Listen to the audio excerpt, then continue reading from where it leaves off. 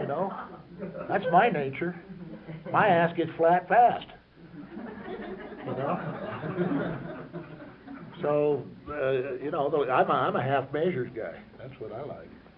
So, but I still believe that I have that obligation to people. I think I shortchange people sometimes by not showing them what Alcoholics Anonymous really is, as opposed to what we want to think it is. We have a procedure that most areas, I think, in fact now all areas use. It's our third legacy procedure to elect our delegate and our elected officers at the area level. This thing is fraught with all kinds of drama, and there's all kinds of people who would like to make that an electronic kind of election, you know, because it does go pretty slow if you've ever been involved in it, you know, lots of paper flying around and people counting out and little hash marks, and you know, and if you don't call the names out, you're in trouble. And, I mean, there's all these little peculiarities that you have to go through to do it. The process was developed so that we might eliminate, to some degree, popularity contests and arrive at, hopefully, the best candidate for the job. Does it work all the time? I don't know. Maybe, and maybe not. I think when we can get to the fifth ballot and then go ahead and go to the hat, I think sometimes that eliminates a lot of the contention. It's nobody's fault at that point. And we also have another principle that takes care of, it seems like, any problem that we have if we do file up in the third legacy, and that's a 2-year rotation on most of these jobs. And rotation does take care of a lot of problems. So, took care of my problem pretty well.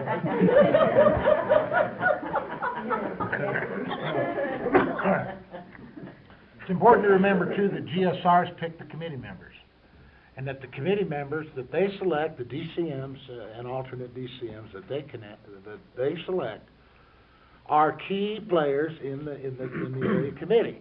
And the area committee works very much like, as we discussed earlier, very much like the trustees committees and the trustees, the board of trustees for the General Service Conference.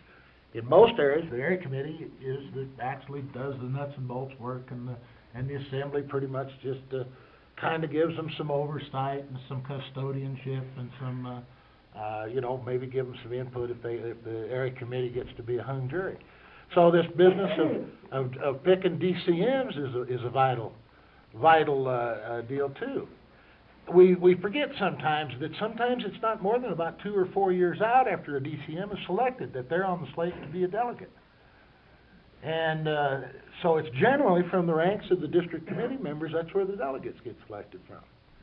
So it's important that we get people that are not willing to just say, well, yeah, sure, I'll do the job, and then they show up for one district meeting, and then they decide they're going to go to their house because their toys don't work. You know, that don't work at this level.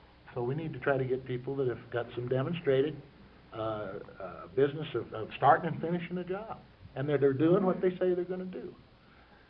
So anyway, that's just some thoughts on some of this stuff as far as leadership goes in AA.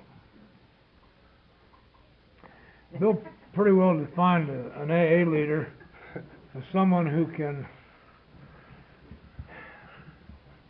motivate people in such a way that they want to get the job done.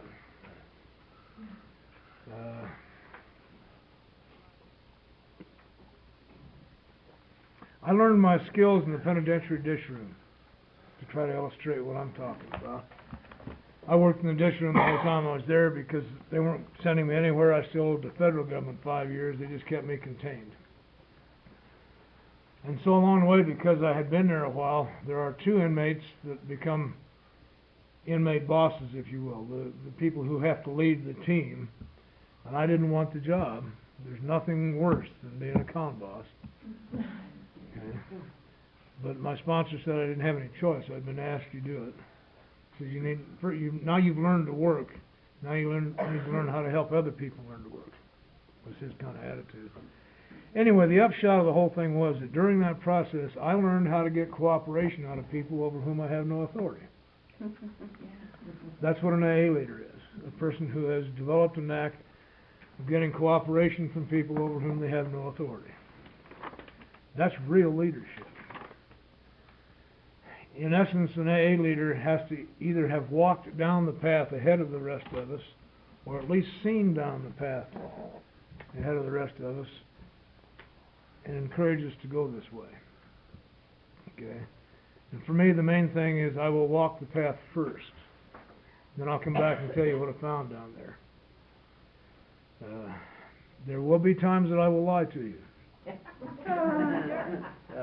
If it's necessary to get you to go down the path. You know, they won't be serious lies. I think a good leader has developed a knack of the proper use of guilt.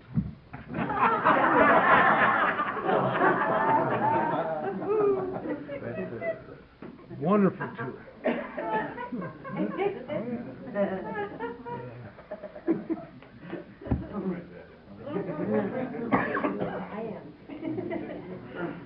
I'll talk a little about process, having been to the conference process for electing our leaders.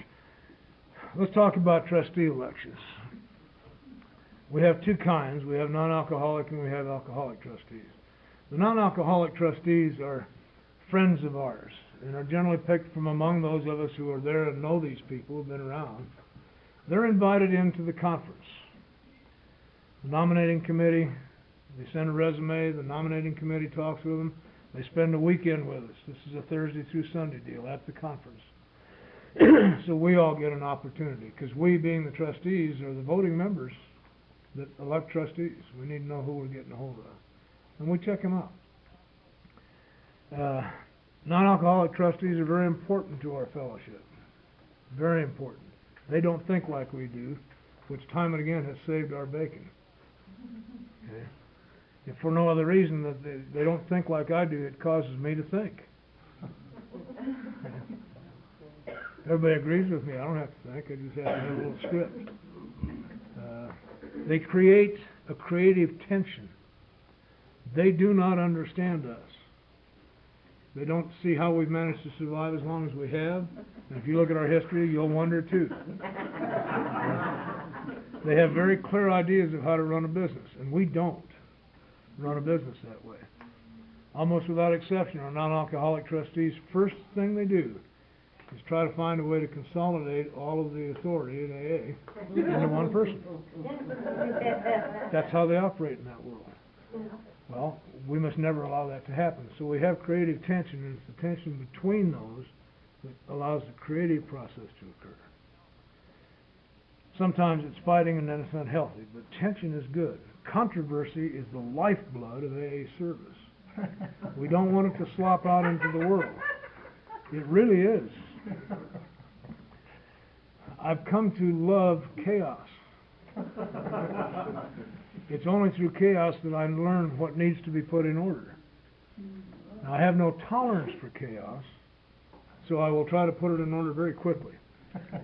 But if there isn't any going on, if you'll notice your good AA leaders, watch them. They do something. They create chaos. They create controversy. You're a good leader. Because a good leader, rather than making declarations, a good AA leader has learned how to ask good questions. Inflammatory questions. This says we do it this way. Will somebody please explain to me, because I'm too stupid to get it, why we're doing it this way? That has saved my life over and over again. I've got scars from it, but it saved my life. Why are we doing this? Somebody explain this to me, please. I don't get it. So that our Class B or Class A trustees, our non-alcoholic trustees, are then elected by the trustees at the conference. And all trustee positions, except the non-alcoholics, they get 3-year positions. All trustee positions are 1 year, 4 times in a row. So it's a 4-year job, but they have to be reelected each year by themselves. So it's a pretty safe bet. There is currently a movement to suggest with the regional trustees that the regions elect them, not the trustees in the conference. And it's worthy of some consideration and debate. A situation developed with a trustee who hadn't been around for a while, because the trustee elections are done you guys put my name in, sent a resume in of my service experience, and that's all the people back there knew, because by process, a delegate cannot stand for trustee until they've been rotated a minimum of 2 years. So they got no buddies on the board. Okay, it just clears the politics out of it, pretty much. And almost all those resumes look the same. And there's a certain progression through the service structure that gets you to the place where you got a resume or a recommendation for a trustee. You've been on area committees, DCM, GSR, delegate. The chance of becoming an alcoholic trustee and not having been a delegate are slim today. There was a time when there were 4 of them that didn't have to be, or general service trustees. So of those 14 then, on a prescribed rotation, odd years,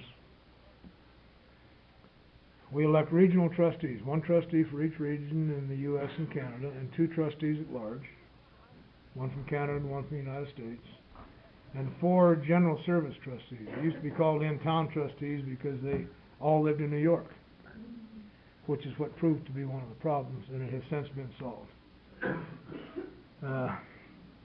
So my name went in, and I got to tell you the truth, I just flat forgot it. I do not have an image of me today as a trustee. I'm not trustee material, but I was a good one, because I'm not trustee material. Okay? I don't fit that image. Well, son of a bitch, buy a suit for the trustee only do. You wear a suit. You mean you can't wear sport coats all the time? No. Anyway, I'd completely forgotten about my business, because the odds, David Aronofsky was from our region, and he was the current trustee at large, and the chances of 2 people coming out of the same region are impossibly high anyway. And I'm not material. Anyway, I forgot it.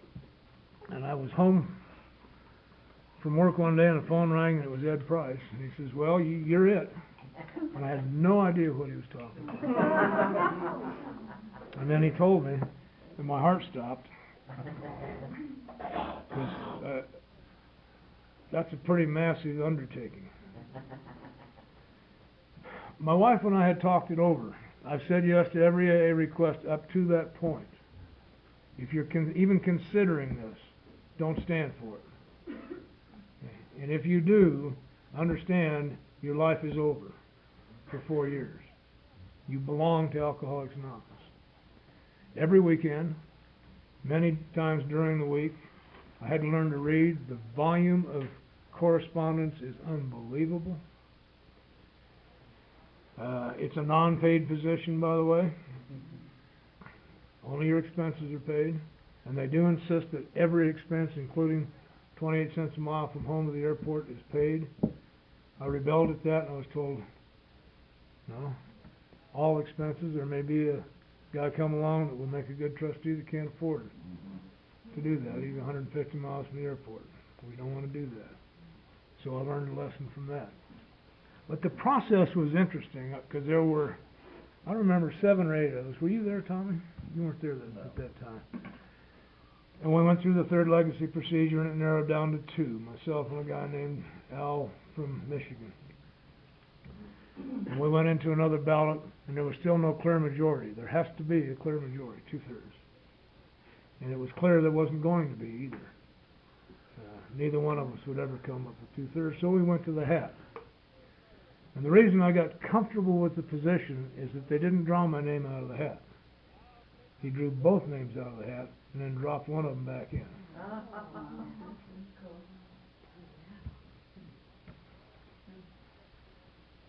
Almost all trustee elections I attended came out of the hat. There's so little politics there to scare you. So little.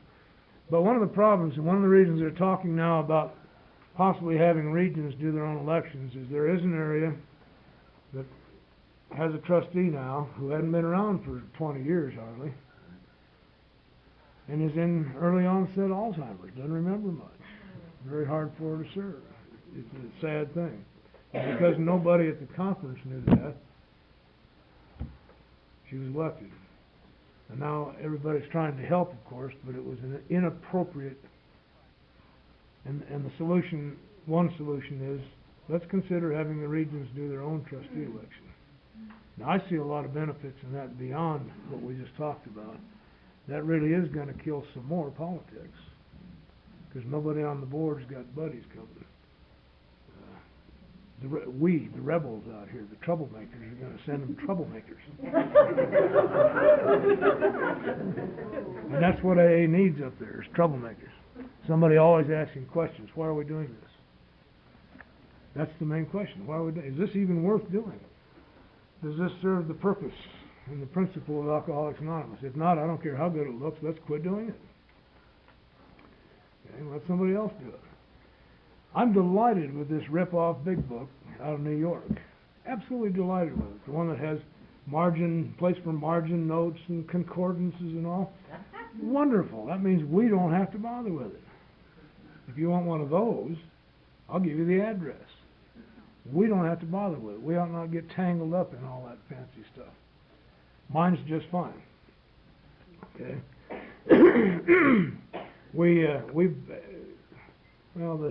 The window shade. Jesus, what a waste of time that was. Let's let somebody else do that, and then if you want one, buy one. Okay.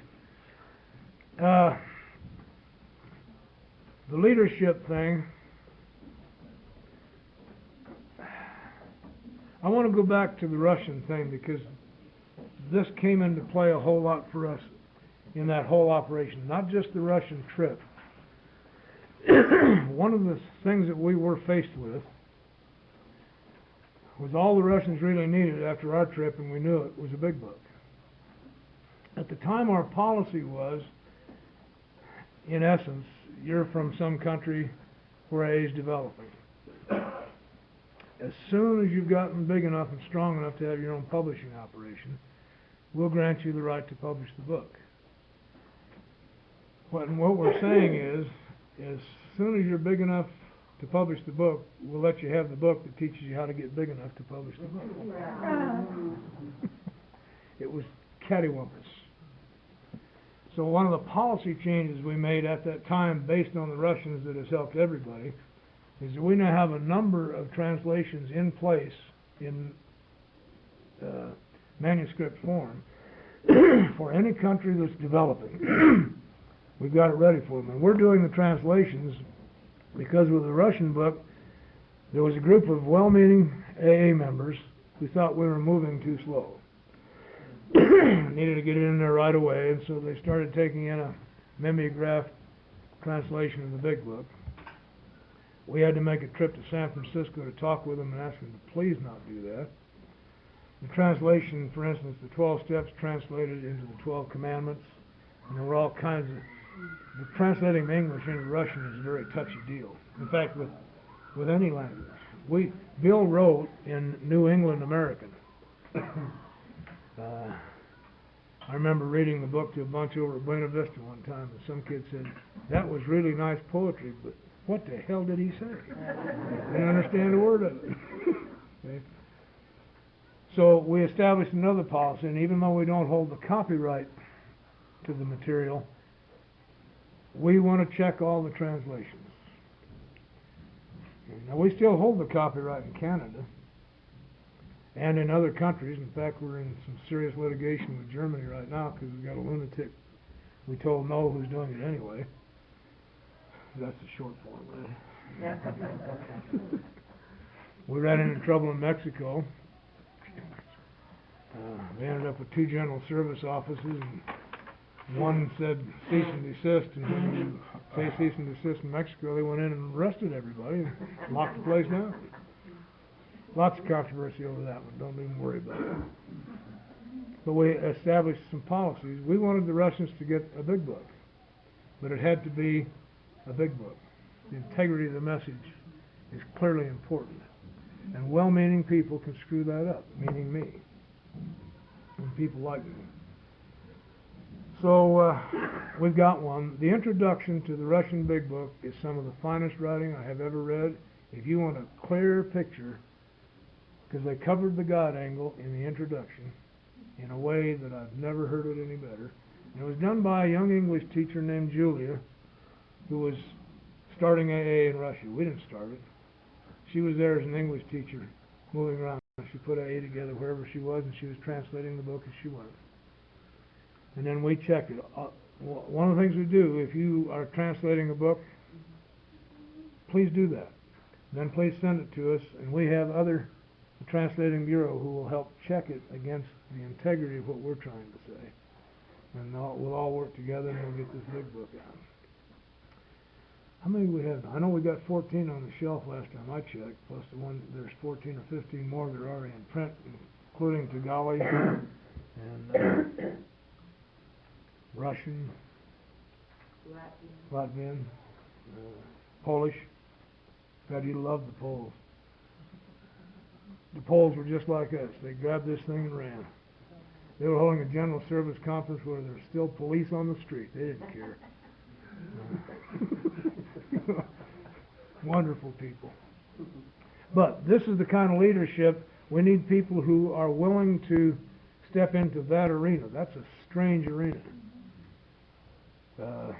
I got to sit opposite the head of the Russian Politburo's Bureau of Propaganda. Well, he told us they didn't need AA. Yeah. You should see this man. His name's Chernik. He's about 5'2" with a big shock of white hair, and he's one of those charismatic people that when you walk in the room, he's 7 feet tall in every direction. And whatever he says, somebody moves and gets it done. I'm not intimidated by people like that. I'm just not. I like them. I don't understand what the hell I'm doing there, but you know, they're not intimidating at all. They're going to get it done, and I understand that. And I want to find out what it is they want done. Okay, so I let them talk. He sent us to one of his deputies who interrogated us for an hour and a half. If you're going to pick leaders, you got to pick somebody who doesn't mind being interrogated by the KGB for an hour and a half. Okay, that's really what it came down to. He's sitting there, and there's another little guy sitting in a chair over there like this. And it's clear that he's listening to make sure the right questions get asked and what the answers are going to be. Hell, I've been interrogated before. And we had nothing to hide. We just answered his questions. But if you're going to pick leaders, you need people who are willing to at least... I didn't know when I became trustee at large that the KGB was going to get me.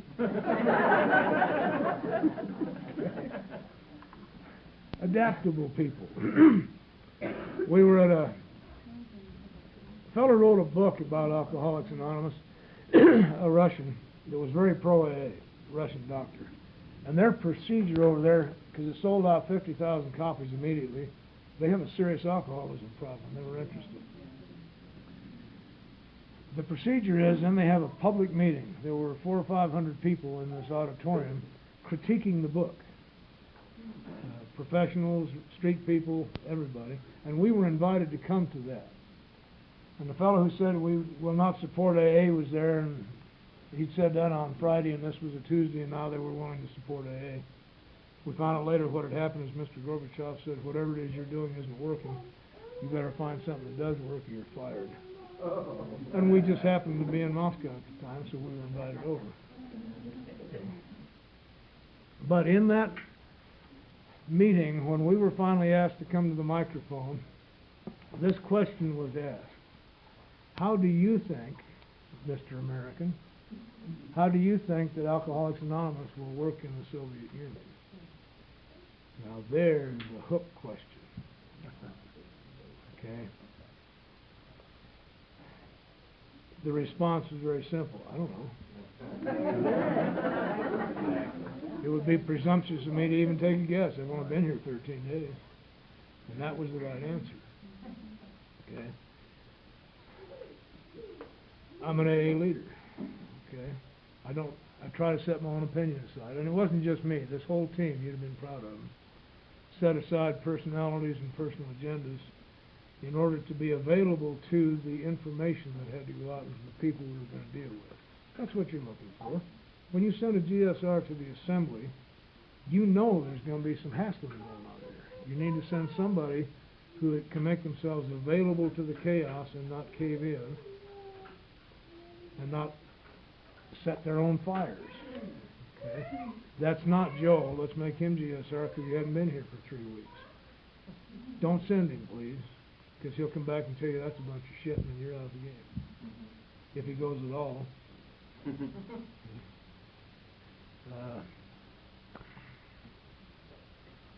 If you're going to enter service at the trustee level, you must have lots of time, lots of patience, and a high tolerance for pain. Psychic pain, emotional pain, I promise you, if you think as a GSR you're not appreciated, be a trustee someday. You're actively unappreciated. I used to come on to those meetings just beat and battered. Thank God my wife's a nurse. She knows more about the traditions than we do. She had to learn to keep me in line. But there's also a great joy in that kind of thing. A guy who's out front, who goes down the path a little ways first, is the first one to see it happen, to discover. I got to experience what AA was like at the beginning, because I was there at the beginning in the Soviet Union. We got to participate with them. I got a letter back from this one young kid that I sponsored by mail about, 8-10 weeks after we'd been there. He said, there's been a division. There was some disagreement with the leadership of the Moscow Beginners Group, so we had to leave it and start 2 more meetings.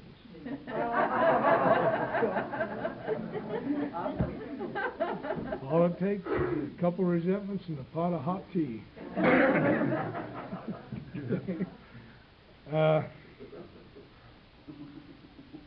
This is the kind of thing that Bill used to do. Remember, he went all over the world, took some trips. He sent Eve Marsh around. But that leadership now has had to come to the trustees. This is outside the coat and tie stuff. We have other trustees who went to Mexico. The trustees are responsible for the World Service meeting. I don't know if you've even heard of it. Every 2 years, any country that has either a publishing operation or its own General Service Office, because our General Service Office only serves the United States and Canada. That's all it's supposed to serve. By consensus of the World Service meeting, we are the conduit of information for everybody, but we're not Big Brother. We just have some experience and some great archives, so they've kind of said, okay, you can do that for us. But every 2 years, all of these delegates get together somewhere. Alternating years it's in New York, and then it's picked from around the country. We've been to Munich and Guatemala and New Zealand. Meet for 6 days with only one agenda. It's the only true AA service meeting that exists. It has only one purpose. How can we all better carry the message? It makes no decisions except concerning its own activities. No edicts, no nothing. It's a grand thing to be part of that.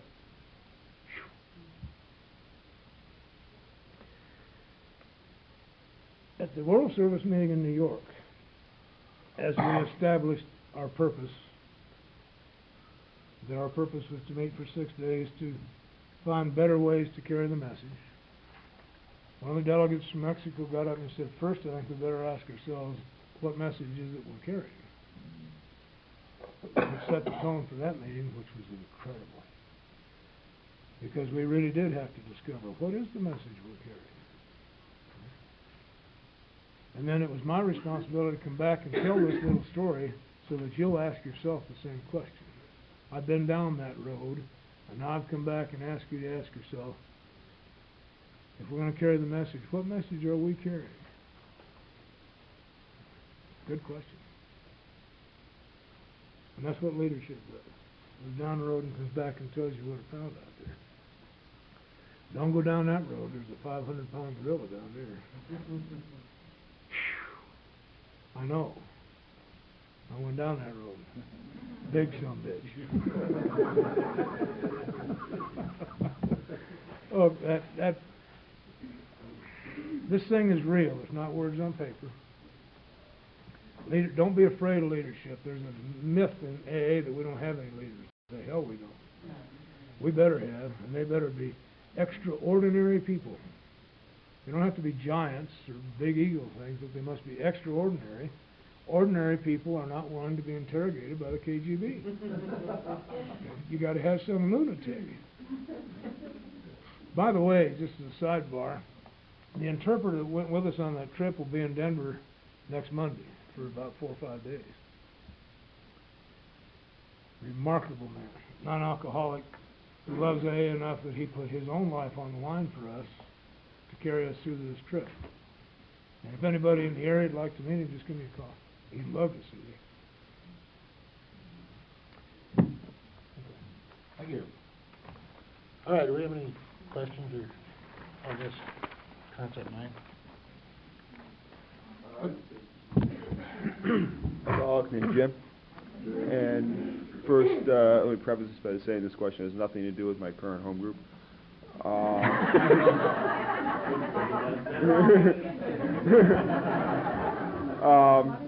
However, in some groups I've been part of in the past,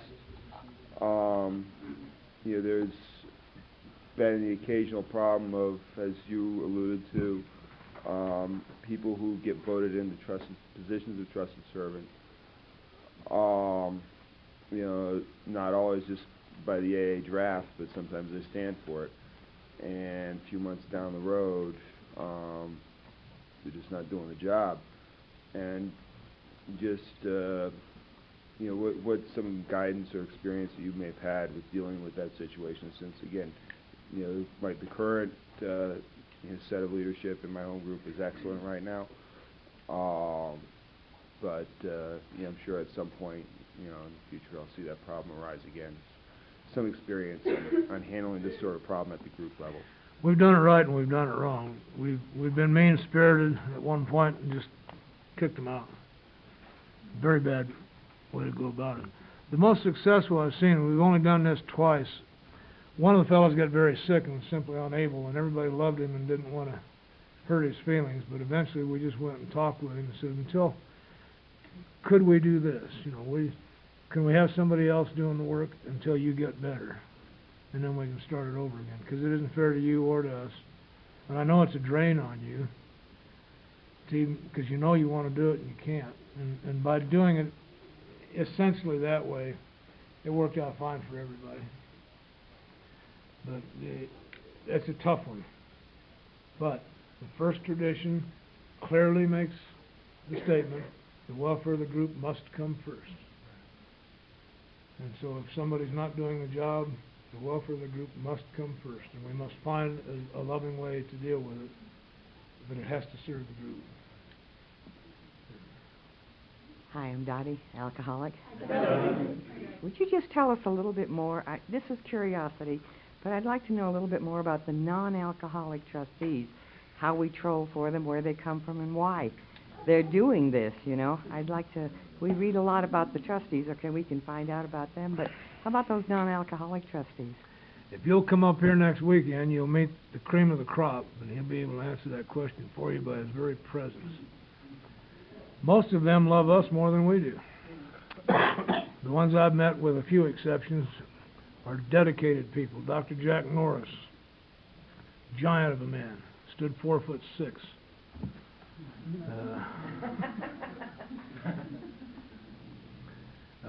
They want Alcoholics Anonymous to go forward. Where do we troll for them? From among our friends. I get around the country a lot, and I meet a lot of these people, and I make those suggestions. And we're constantly recruiting good non-alcoholic trustees. We need their perspective, we need their connections, and we need their guidance quite often. And we also need to educate them. They love AA and want it to go right. We got to tell them what that really means. There's an inclination among non-alcoholics to want to fix things. Well, that's just their nature. And we don't need fixed. We're not broken. We're just screwy. Please, if you get a chance, come up here and meet Jim Estelle. He is the epitome of our Class A trustees. You want me to get a better answer than just meeting Jim? Juanita, I'm an alcoholic. February '93.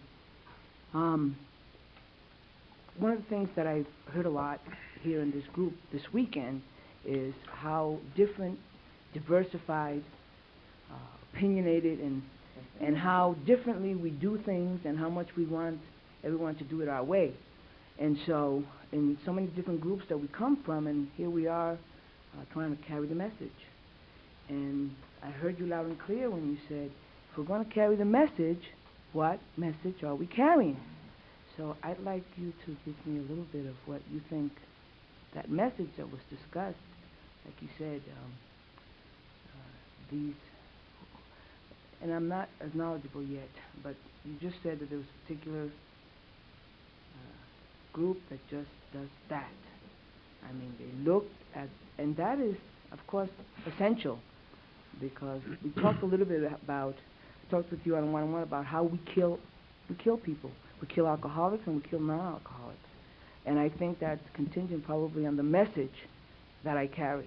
So can you give us a little bit of... Yeah, at the World Service meeting, some of the very tangible things are literature. What literature is needed? What's needed in Los Angeles may not be needed in Biloxi, Mississippi, or in Mexico City, or in Sri Lanka. So that's part of the discussions that go on there, is what is appropriate literature.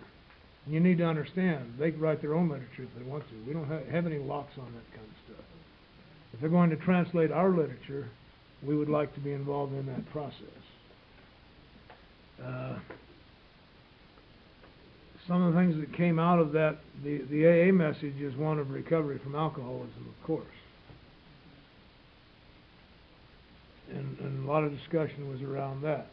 The best description of that is in the book Alcoholics Anonymous as to what recovery from alcoholism means. One of the reasons AA proliferated from the very beginning was the restoration of family. However you want to look at that, it was the restoration of family that made us world famous. We either put together old families or build new families, and that has all kinds of dimension. I'm a member of my community family.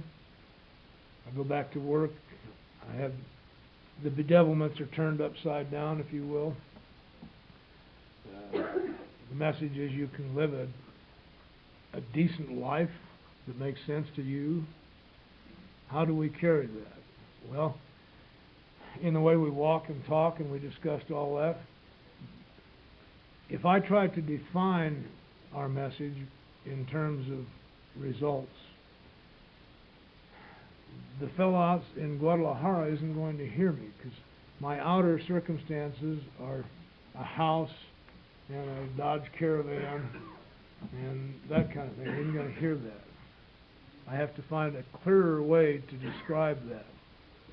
Whatever that means to him, I must communicate the same thing. How do we communicate that? Well, those folks in South America know more about family than we're ever going to know. We got to Guatemala City for that meeting, and every one of us from around the world was met by a group of 5 or 6 Guatemalans. The entire AA community became a host committee. They met us. They made sure we were safe and comfortable, because there were still soldiers on the streets with guns in Guatemala City at the time.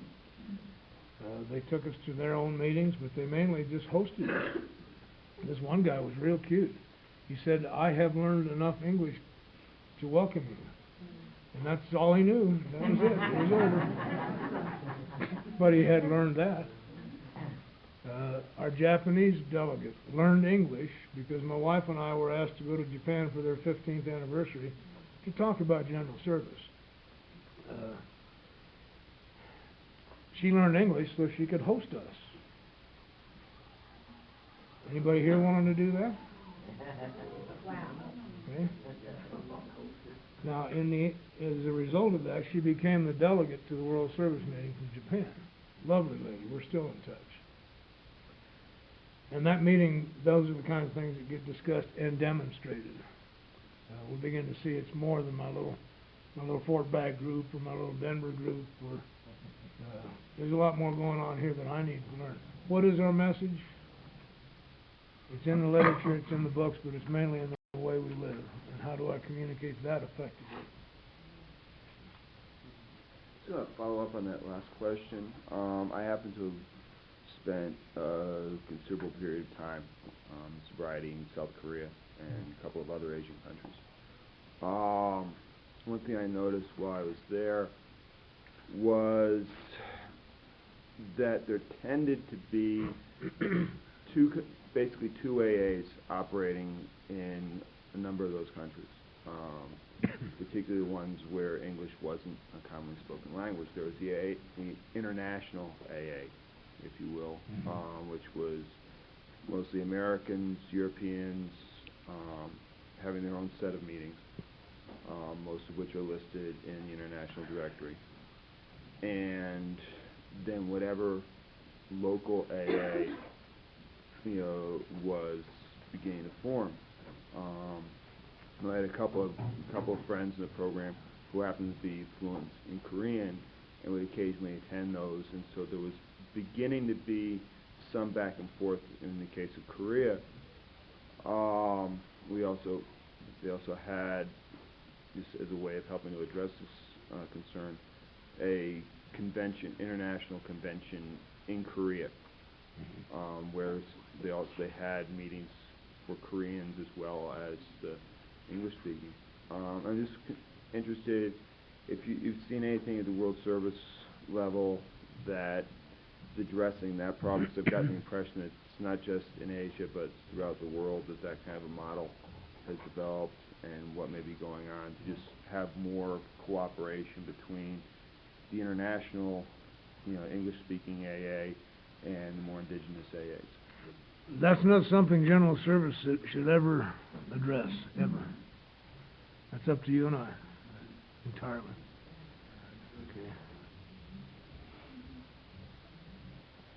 And so far, we've held to that. We can share. We went to the Moscow Beginners Group. They'd already been there a year. They were delighted we were there. We learned from them. They learned from us. But their method is, what they do is what they do. We have no input into it whatsoever. It's up to you and I. If we carry any message at all this weekend, if I do, that's the one. That first concept must come to life. We are responsible entirely for whatever is happening or will happen to Alcoholics Anonymous. I am personally responsible. If GSO should, for some reason, shut down, I really won't care. I have 10 extra big books and a big mouth. And a never-ending supply of drunks. And among them is somebody who will insist on handwriting the 11th book. I would just soon GSO didn't shut down, but I'm responsible whether it stays alive or doesn't, and it doesn't matter whether it does or not. The Australians, God, they're fun. The very first thing they did was put their own big book together. You Yanks do it one way, we do it another. And they were very adamant about that. Don't bring that Yankee shit down here. It's the same book. It's got some Australian stories in it. And they've got this lovely fake leather cover on it. It's a classic book. But we get along with them just fine. We interact just fine. But,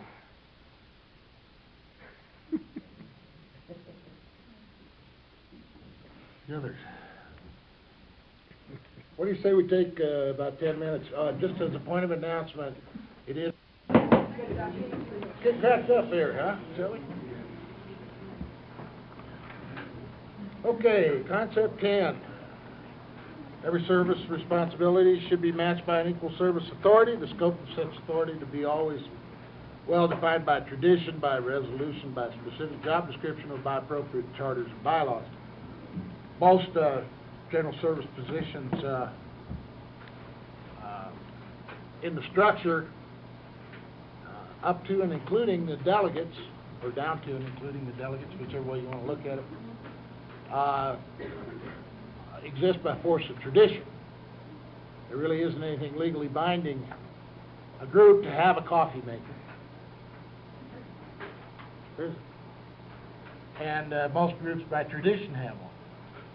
And the scope of that job and the responsibilities that they do is defined generally by each group. But they're pretty common. Make the coffee, get here early, you know, that kind of stuff. And when that don't happen, of course, if we don't give them the resources, say, well, make the coffee, but we don't give them no coffee or a coffee pot or water, well, you know, you ain't gonna have no coffee. That's just kind of how the cow ate the cabbage. So, I mean, a lot of this stuff just kind of nuts and bolts stuff, really, when you start looking at it, you know, at a level other than from trying to carve it out of these essays. So when you start getting into this business of, like the trustees themselves, they have a legal responsibility, and their job is taken care of through the bylaws, and also it's also a traditional role. So it's at that level or point that you start crossing this invisible line between traditional authority and legal authority. Most of our staff members, in fact, I think now all of our staff members, paid staff members, have a specific job description, and so their authority is and responsibility is pretty well set forth in those job descriptions. We have a charter for the conference. We also have articles of incorporation and bylaws for each of the corporations and the General Service Board, and those deal primarily with a lot of the specifics as it relates to this particular concept. I think Bill basically was just trying to set forth the idea here that in a kind of a general way to say that if you're gonna give somebody authority, a service authority, there is a service responsibility that is the flip side of that coin, and the trick is to try to match it up. Yeah, this one doesn't even need a whole lot of explanation, but it does need continually redefined sometimes. When I went on the board as trustee at large, the basic job description of trustee at large is here. The job duties were not clear. I came on at a time when things were escalating. One of the things a trustee at large does is if your regional trustee dies, or for whatever reason can't serve, the trustee at large will fill in until the next rotation. It became clear to us with regional forums, which was Dr. Jack Norris's idea. He began to see there was a we-they thing going on in AA. So he's a non-alcoholic trustee. He helped establish the regional forum, which is simply, since you can't come to them, they come to you. Staff members, trustees, hold a weekend while you find out just who they are and what they're doing. Put faces on the phone numbers that you call from time to time, and make you challenges as needed. Well, it became clear that one of the things the trustee at large could do was attend all regional forums and then report back to the board. It's a two-way street here, because not all the trustees go to those things.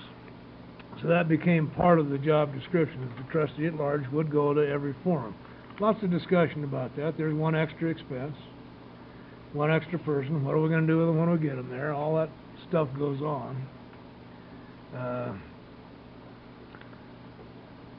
Which committees should the trustees serve on? It has to be fairly well defined. A trustee at large should not be on any of the boards. That was pretty clear. Maybe off in Russia somewhere. Maybe off in Texas somewhere when there's a board meeting going on. You need one of the regional trustees who's more at hand for the board. So I never served on any of the corporate boards. I served on the committees. That's really simple. It just all comes from that. Everything's well defined here. If you need those definitions, they're here. But understand they all flex and flow too.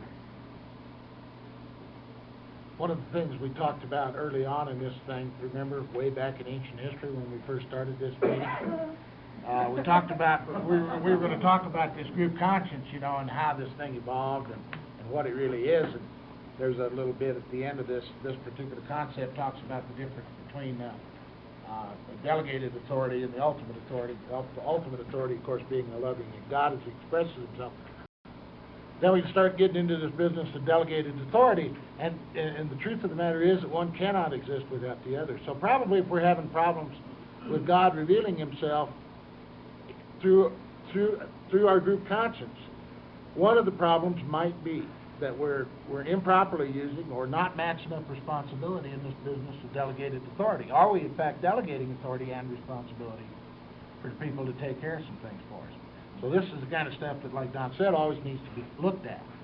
And this is part of a purpose of what a group inventory might help to solve, too. So if there's no questions on this particular one, we'll go on to concept 11 here.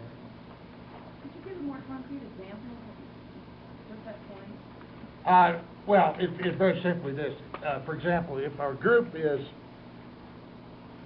our group a meddling group? Is our group one of these that likes to be lawyering on procedure guides, dotting T's, crossing I's, and all that stuff? Are we one of these that does not trust our trusted servants to handle responsibility for us? Perhaps it's a GSR.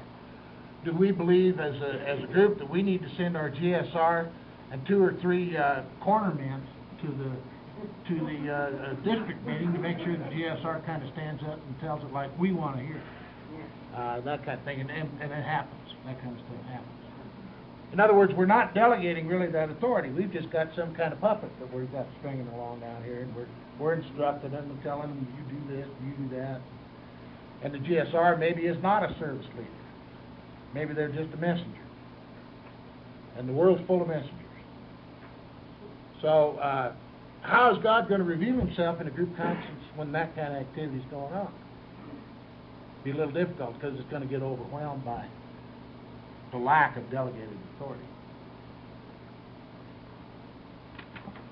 Okay, concept 11. Do you understand that? One little comment. If we are delegating authority to them, that means we have the authority. Don't be lazy. The only place they get power is from us. And if we don't delegate that to them and tell them what to do with it, shame on us, not shame on them. You gotta trust them. You also have to instruct them. When I was Lynn alcoholic, I won't be too long, and I think it's pretty self-evident, but when I was a DCM, I went out for coffee. I went to different meetings, and I stand there and not stand there, but I just say when I shared, I'm the DCM for this part of the district, and if you'd like anything from the district, please come and talk to me after the meeting. And I'd stand some meetings by myself, and that was okay. But I went out for coffee after one meeting, and a couple of the people proceeded to absolutely, like, pull the rug out from underneath my feet, and as far as doing that non-constructive criticism of the district, and these were people who I'd never seen at a district meeting, and I wasn't capable really of receiving that criticism at the time. I mean, I didn't do my usual in their face, but I don't know how to shift, so I just started crying. And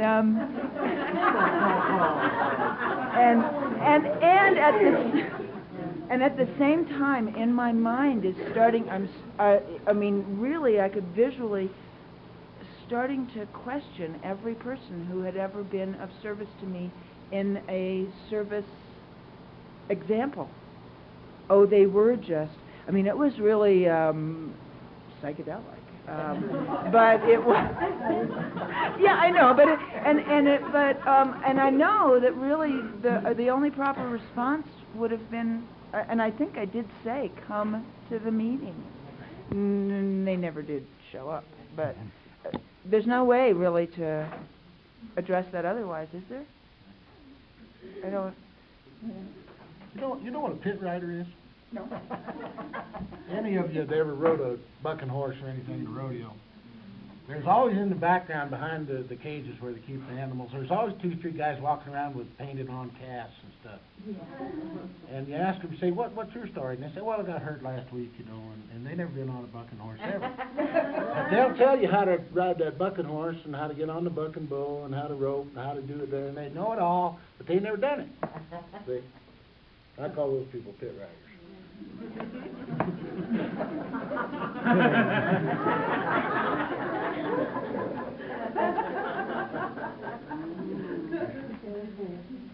All right, concept 11. While the trustees hold final responsibility for AA's World Service Administration, they should always have the assistance of the best possible standing committees, corporate service directors, executive staffs, and consultants. Therefore, the composition of these underlying committees and service boards, the personal qualifications of their members, the manner of their induction into service, the systems of their rotation, the way in which they relate to each other, the special rights and duties of our executives, staffs, and consultants, together with a proper basis for the financial compensation of these special workers, will always be matters for serious care and concern. Sets out the different operating committees of the board, nominating committee, budget and finance, public information committee, literature committee, general policy committee, etc. These things go on, and this thing changes a little bit as time goes on, the actual composition of it. But in my mind, what I think he's trying to do here is to tie this all together into a nice package, to provide for a continuum of all these things, and to show how they do. The particular importance to me has always been the interrelationship between them, and how they work together towards the ostensibly at least the common good. So you know, and this thing, the essay in this thing just goes on and on and on and on. I'm quite sure Don has some comments on the practical application of it all, at least from that level. I know that this thing was never, or this part of it at least, was never really a bone of contention when I was a delegate to the conference. This thing had been operating for some number of years pretty smoothly most of the time. But I did also recognize that as a delegate, I had a responsibility to be in a kind of an oversight position with respect to this. And so as a result of that, we would have to sit down and take a look at how they were doing. And we depended a lot at that time on the contributions made by the staff, made by the different service directors that they had at that time. And they would tell us, you know, that if things were going okay or not. And you have to kind of believe that, you know, if they had a problem, they would at least report it or make some noise. So I don't know, Don, do you have some things on this? Well, I served on the Public Information Committee. I don't know anything about advertising and things like that, so we brought in consultants from radio, from TV, from advertising. They were part of our consultants on that board. We want to do a little public information piece, 1 minute to go out. How do we go about that? I'm now responsible for spending $8 million of your money. I'm just a country boy. I need somebody to tell me, what are the costs going to be here? How do you go about it? How much time is going to be involved in this? I don't know how long it takes to produce a video. Don't have a clue. So we would have consultants come in who knew what the procedures were and could help us wade through that minefield. That was very important. We don't make a decision on the committee as to whether to make a video or not, but we must implement the conference request that we do so, or action that we do so. On the Corrections Committee, we had people from Corrections on the committee. That's a touchy one, because each state, each community, each warden has their own autonomy. But there are some basic principles. This is also one of the places we do our recruiting. We bring people like Jim Estelle onto the committee as advisors and directors, and they help us, and we get to realize we can use this person in a greater dimension, and they become trustees then. That's all that is. We are smart enough to know that we're not smart enough to know most of the time. We need some help. And we get them. That PI committee was fun, by the way. this was the most radical bunch of people I've ever seen. They were advertising people. They were lunatics. And some of them were even drunks. Yelling and screaming. And, ow! It was wonderful.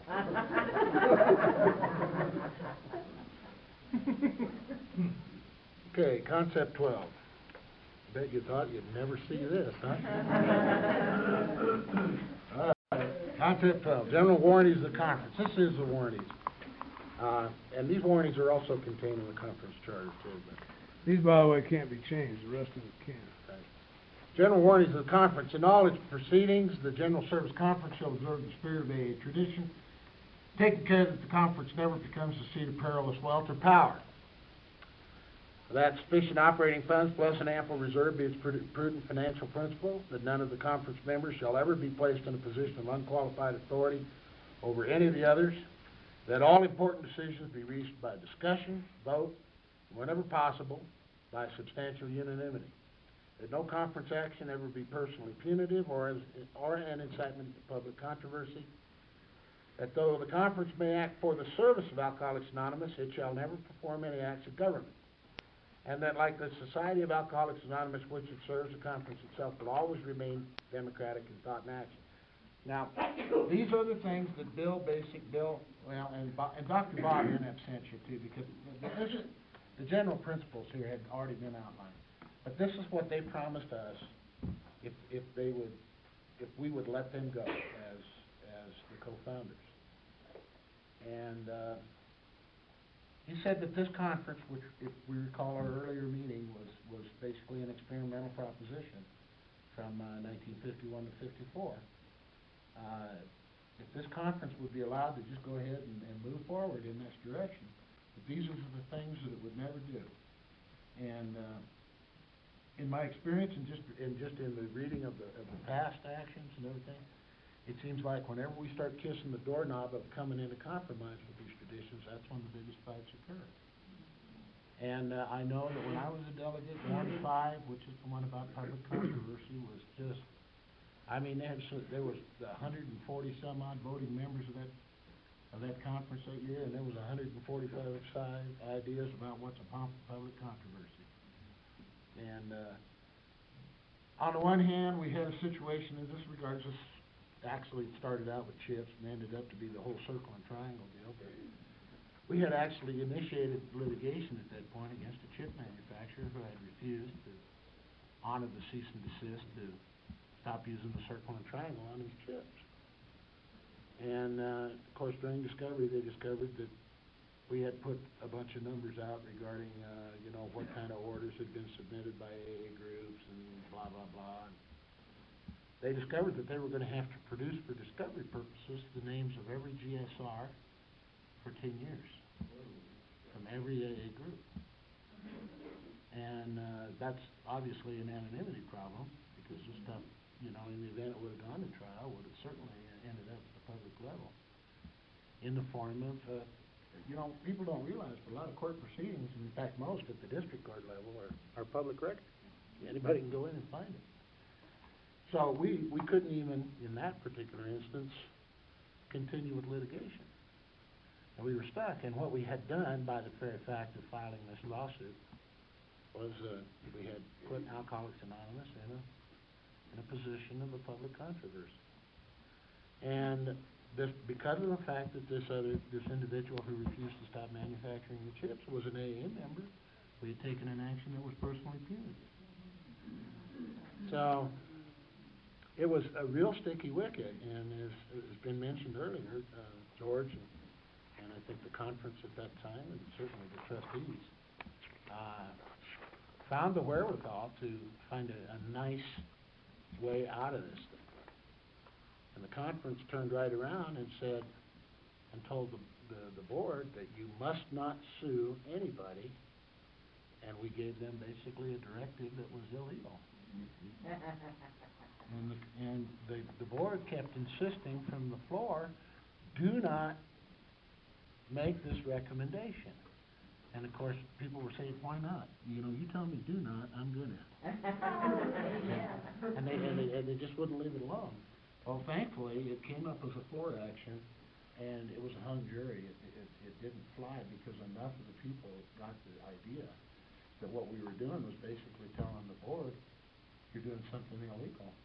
We were really severely hampering the trustees because we were putting them in a position of being forced to dilute the corporation. And if we did that, that's when we discovered, hey, we have no director's insurance. You know? Oh, my God. On and on, you know, there it goes. But these warranties, and people ask me all the time, that, you know, they want you to be the AA police. We have this member who, blah, blah, blah. We want to kick him out of the group. Can we kick him out of the group? Now, I know another guy that thinks that, yeah, you can kick anybody out of a group. And, you know, I'm not gonna be the arbiter of that particular deal. It says, if you look in this warranty, it says that to get anybody out of AA as a whole would take a 3/4 vote of all the registered groups in the world. Now, I don't know whether that's even possible to do. I don't know how that would even happen. I know there's a procedure in place to do it. But what we would, if we wanted to kick somebody out of Alcoholics Anonymous as a whole, we'd be having to change one of these warranties. And to change a warranty would require the 3/4 vote of all the registered groups in the world as of the date of the first of the month immediately following the date of the action. So if it was to happen at a conference, it would probably be May 1st. They have 6 months to poll all the groups. How are you even going to find them? And it's got to be 3/4. It's got to be 3/4. I don't think it's ever going to happen. Whether or not somebody can boot somebody out of the group, I think that's a group conscience decision, and I think that you got to live with the results of that. Personally, am I in favor of it? No. But I know there's cases where it's happened. And then there's always this big discussion about you can't change the big book. Yes, you can. The only thing you cannot change under these warranties is the 12 steps, the 12 traditions, and the 6 warranties, and Article 12 of the conference charter, which in essence is the 6 warranties. Okay?